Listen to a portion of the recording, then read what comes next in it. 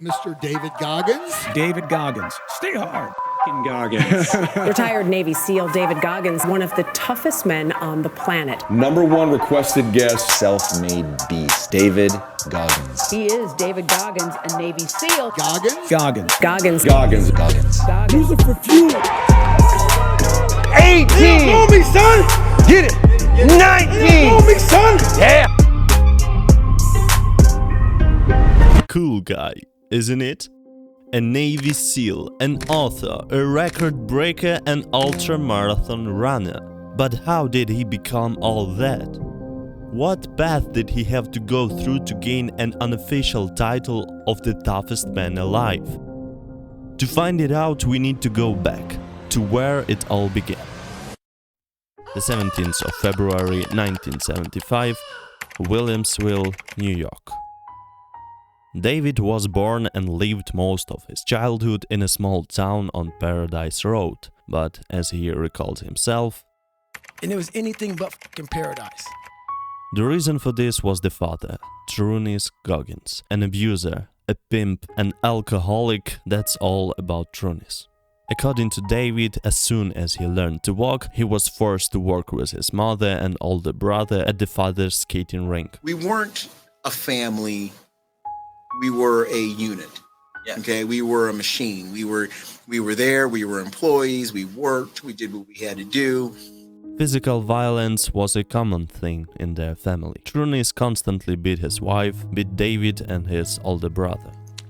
My mom pulls the covers off me, and she looks at my body.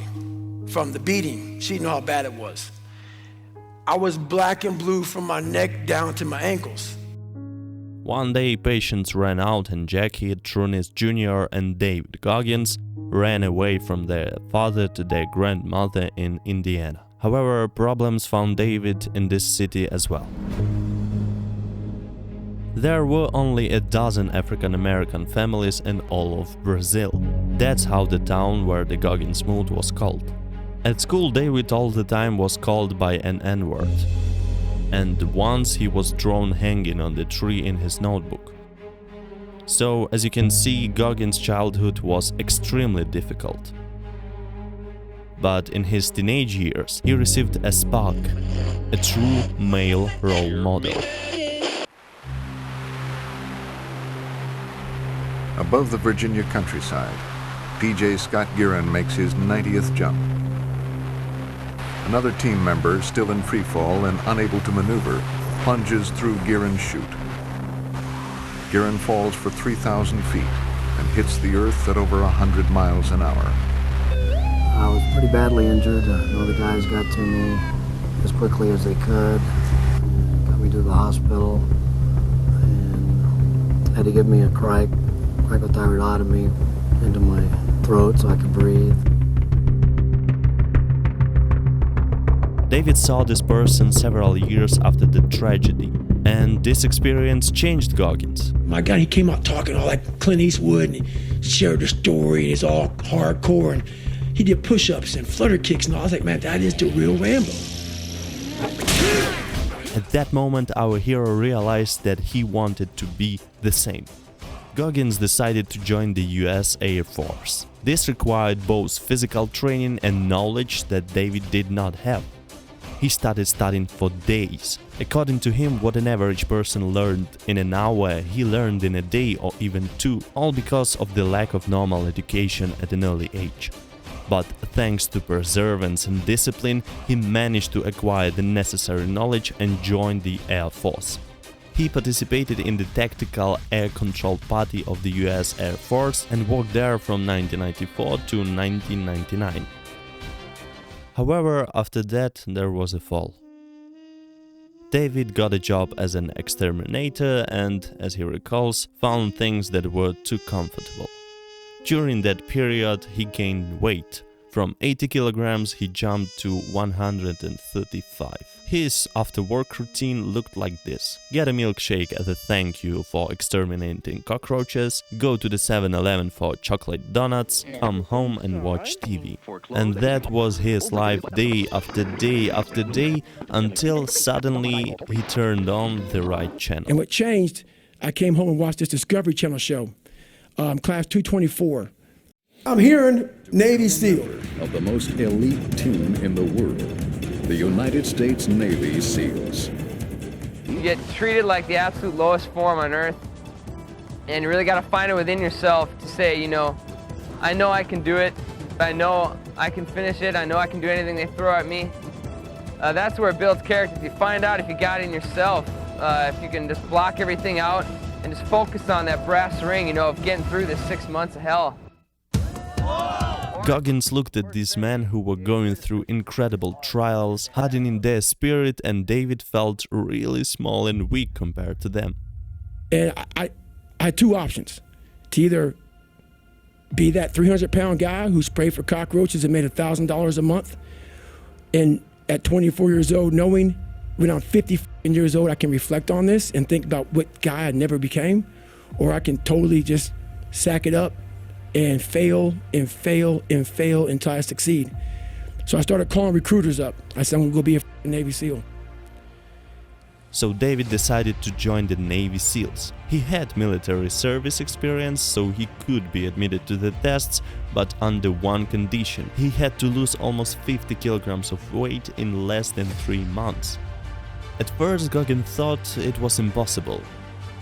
He grabbed his favorite milkshake and went back to his old job, but luckily it was an extremely bad day at work. Our hero encountered a whole swarm of cockroaches, rodents, raccoons, and realized that this cannot continue.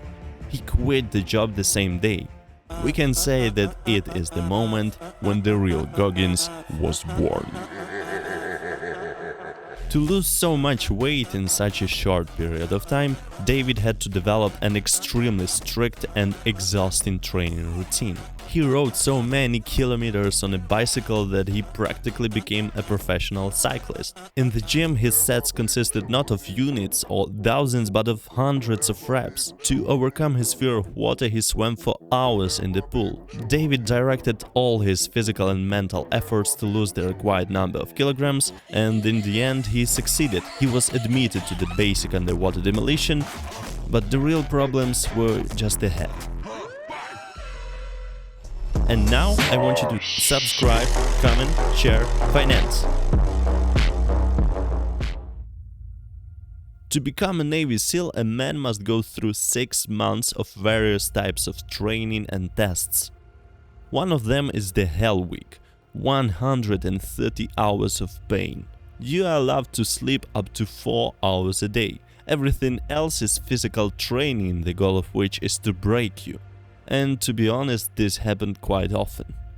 So Goggins' first attempt at Hell Week ended a few days after it began with a cracked bone and double pneumonia. David was forced to start all over again.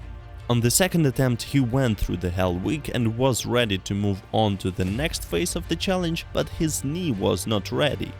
It broke, and he had to start all over again. On the third attempt, the Hell Week ended earlier due to one person's death during the trial. A man drowned due to constant rains. But after the Hell Week, there was still a race, a multi-kilometer race, the last thing Goggins' mangled legs wanted to deal with.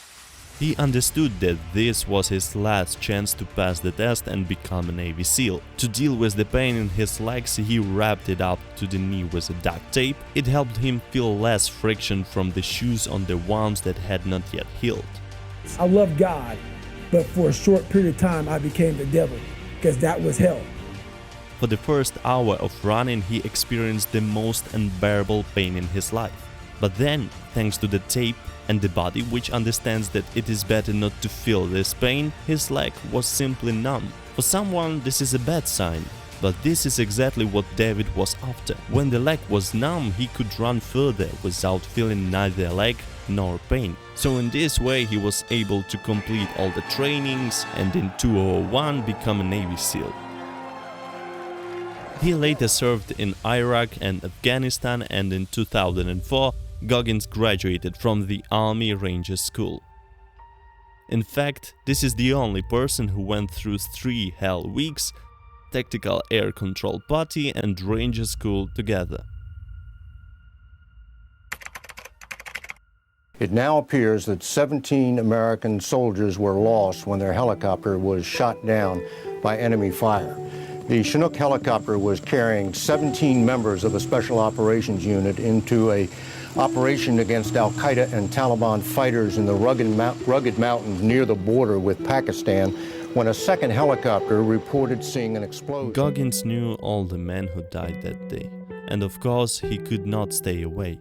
David decided to raise funds for those 17 families who were left without sons, brothers and fathers. And he wanted to do it in his own style. Our hero simply typed in the Google search the 10 hardest marathons in the world. One of the results was Badwater 135. Not just a marathon, but an ultramarathon. 135 in the name stands for the distance to be run, and it's not kilometers, it's miles. In kilometers it is 217. 217 kilometers through one of the hottest spots in the world. He contacted the organizers and was told that he had to run 100 miles or 160 kilometers in 24 hours to qualify for the ultramarathon. For the context, at the time Goggins weighed 113 kilograms. He had the body of a bodybuilder, not a marathon runner, and the maximum distance he had run before was 32 kilometers. And here it was necessary to run 5 times more in one day. David accepted this as a challenge from which he does not hide. So he came to the race. For the first 50 miles everything went more or less normally, but at the 17th mile the problem started. When he sat down, everything started to fall apart in front of his eyes. From his words he turned white. In 12 hours of running he did not go to the bathroom once. Despite the toilet being literally in front of him, he could not reach it. He shit himself, literally, and started peeing blood. At the most difficult moment, he started reaching the cookie jars. That's how David calls all the hard things he's been through. I was in 3 hell weeks. I was in ranger school. I endured being called nigger. I saw these beatings. My mom's soon-to-be husband got murdered. All these things I endured alone. I had to remind myself of the strength and the power that I have, that is in me. So David decided to break the 30 impossible miles he still had to run into steps. First, he had to deal with his pressure. He just couldn't get up, not to mention running. However, after some time, he got up and asked himself, can I walk a mile? And he walked. Can I walk 2 miles? And it also was possible. And so he walked 10 miles until his wife said that at such a pace he would not make it in time. And when Goggins realized that, something inside him shifted. At the mile 81, immediately after his wife's words, he started running. And in such a terrible condition, he ran non-stop for the last 19 miles. At the end of the race, he just collapsed. It was the end. At that moment, David was in the worst state of his life. When he got home, his condition did not improve. He was shaking with pain, especially his legs and feet. Goggins' mother had a doctor friend who strongly recommended going to the hospital. David's kidneys were failing, there were problems here and there. According to the doctor, he could die without medical help, but you know what he said to all this? No, let me sit here and enjoy this pain.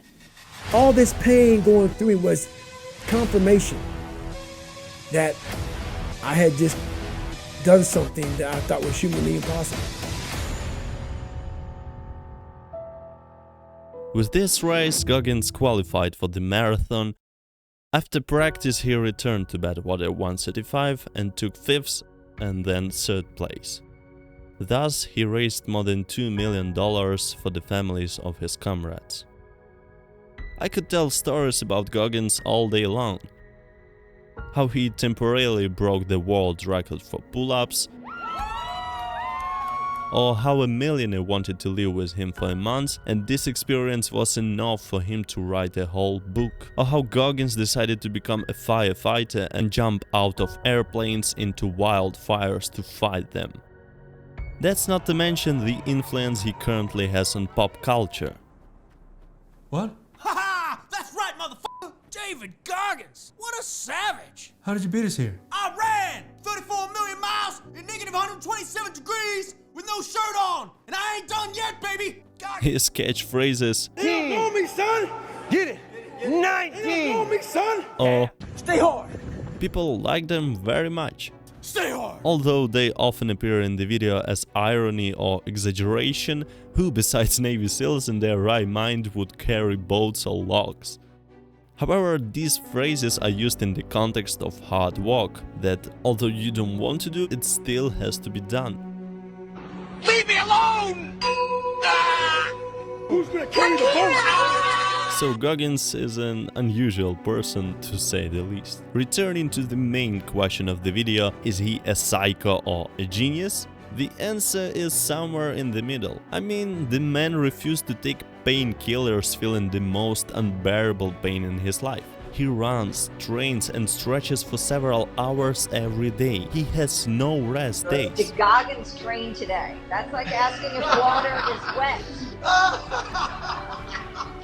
Next question. Is this approach to life healthy?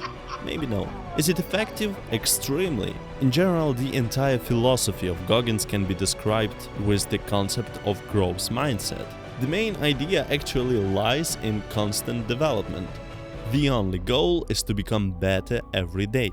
And Goggins himself says about it. For him, the victory is not so important as the pass itself, as how much percentage of his abilities he gave when doing the task. And according to statistics, people with this kind of thinking become the most successful in their business. If you are interested in the topic of growth mindset, let me know in the comments. I will gladly make a video, because it is really a topic to talk about. So to summarize, I can say that David Goggins is an example of a person who was able to transform all failures, pain, abuse into energy that has practically infinite potential. Goggins is pure motivation, the personification of the power of human spirit. He's an inspiration to millions, and I want to end this video with his words. You're never alone. Everybody's going through shit. So when people get this mentality of like, you don't understand me, you can throw a fucking rock to someone that can understand you if they're willing to break themselves down and stop hiding.